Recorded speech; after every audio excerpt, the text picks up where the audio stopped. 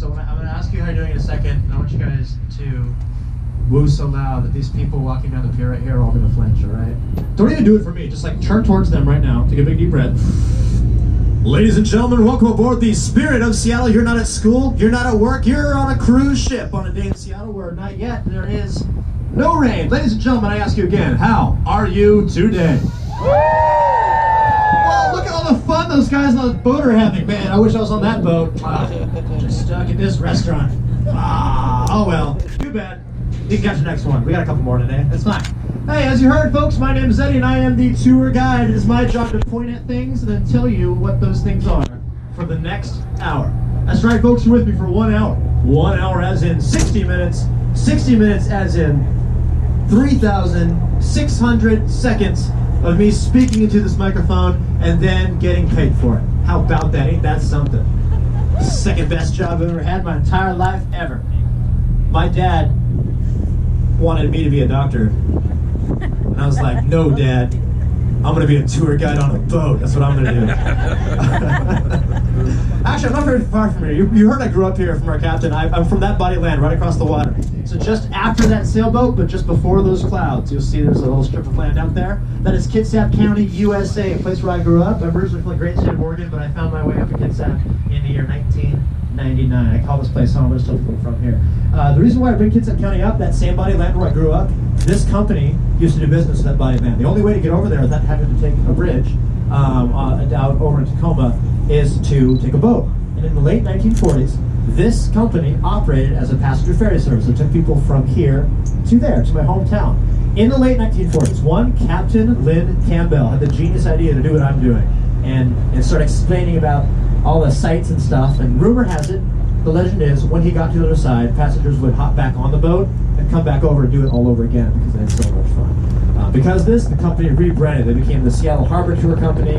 They worked their way to their current incarnation as Argosy Cruises, based out of the Pier 55 waterfront right here. This waterfront's historic. It's famous for many things. It's the home of Ivers. It's the home of Argosy. It is the home of Elliot's Oyster House. It is the home of those same three guys trying to sell you their mixtapes all summer long. So many things are happening here. You may notice we have other slips. It's more than just our boat. We have other boats and the whole fleet here. That's because we offer more than the harbor tour with a very handsome tour guide, ladies and gentlemen. We do trips to the Ballard Locks Canal. We go to Lake Union, Lake Washington. That big boat way back there, that goes all the way out to Blake Island, and then on Sundays, it also goes to Blake Island, but it's a different kind of trip. You can stay there longer or something like that. So now you know about me, and you know about us, but we don't know anything about y'all. So very curious, out of curiosity, is anybody from the Western Washington area? Do any locals on board joining us today? Wow, one person! Oh my goodness. I could lie my way through this whole tour. All right.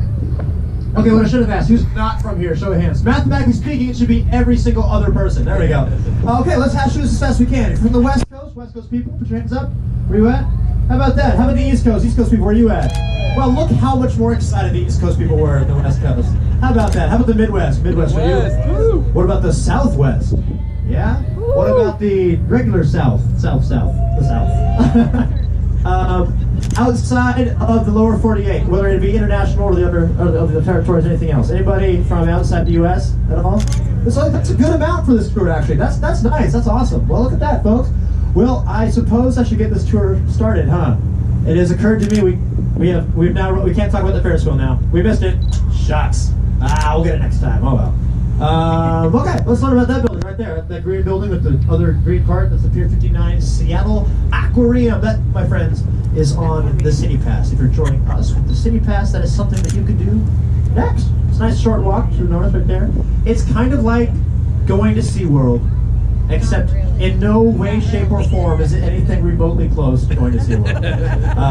It's more of a scientific research facility. They put themselves on the map thanks to a sea otter breeding program. That's kind of like its big shtick over there. Here's a cool thing. Science has proven, it is a scientific fact, proven by the smartest men on the face of the earth, that sea otters are super cute. They actually found a sea otter there had asthma, and they trained it to use its own inhaler.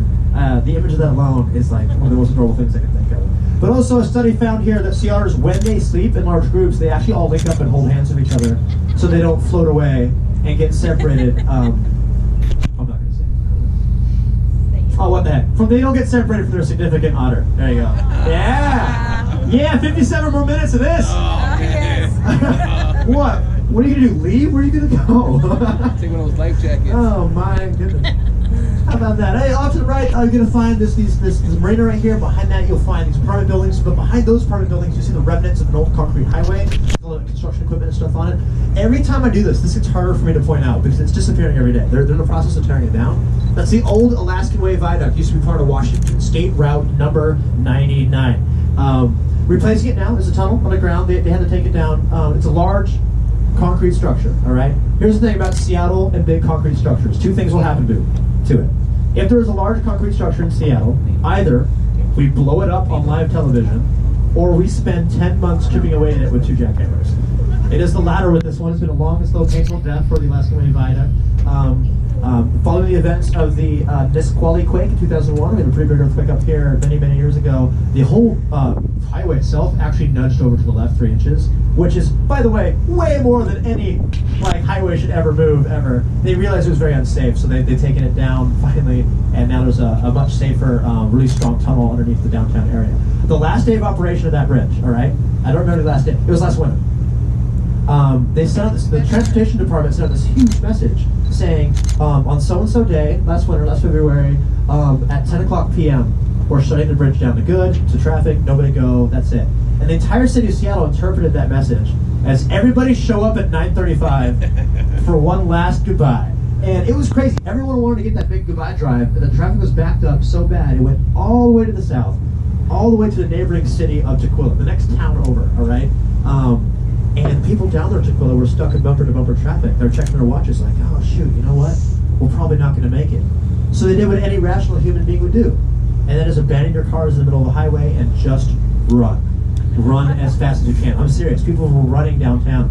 Meanwhile, downtown, we're wrapping up our day. We're closing up our tabs and about to head home. And next thing you know, has anybody seen the Drew Carey show? Remember the opening credit sequence of the Drew Carey show? That's what it looked like. Just hundreds of people were running down the highway. And they were up on the bridge, and people were joining in or dancing on top of cars and playing music. It was a great way to say goodbye to that bridge. I think what's so great about it, it's not something that we planned, it's just something that we kind of did. And I think that was a really good way to say goodbye to this structure. I guess a more accurate way to paint it, think about the first 3 minutes of the movie La La Land. That's a little bit more accurate of what it looked like. Up to the right, there's a cruise ship terminal, but there's no cruise ships there at the end. In front of that, you're going to find the Hotel Edgewater, this building right here, up to the right. The big capital E on top, the E stands for Eddy. It's my hotel, I own it. Hooray! That was a lie. Nope, don't own that. And this hotel was built in the 1960s, and when they built it, they had a big meeting. They're like, all right, boys, we built our hotel. Now we need to decide what's the most beautiful color we could paint it. And one guy was like, how about mustard brown? They're like, genius, let's do that. And it was done. They've done it. So it was built on parallel with the events of the 1962 World's Fair. I'm going to be more in depth about that World's Fair a little bit later on the tour, I promise. They missed the World's Fair by 3 weeks. It just opened up late. So the way they save their business is they look over all the windows of this hotel, right? Take note of that. They let people go fishing from the comfort of their hotel beds. Isn't that wild? Isn't that crazy? That must have been a lot of fun for people that weren't on the first floor. I'd imagine that would be a nightmare. Can you imagine trying to sleep in this nice hotel at 2 a.m. you woke up to the sounds of just fish, and a lot of them coming up against. It had to have happened to somebody. It's crazy. Now the real claim to fame though, the Beatles stayed in this building, this hotel. That'll do the trick. The Beatles stay in your hotel becomes very famous, right? The reason they stayed here is if you look back at the hotel, you'll see that it's surrounded by water on all but one side. That side, of course, being the side where land is, right? So they figured the best way to protect the Beatles from their crazy fans when they came to Seattle was to put them up in this building and then put all their security on the east side of the building where land is. That did not stop a group of young women from chartering a rowboat from that body of land. No joke. And trying to SEAL Team 6 their way into the Hotel Edgewater.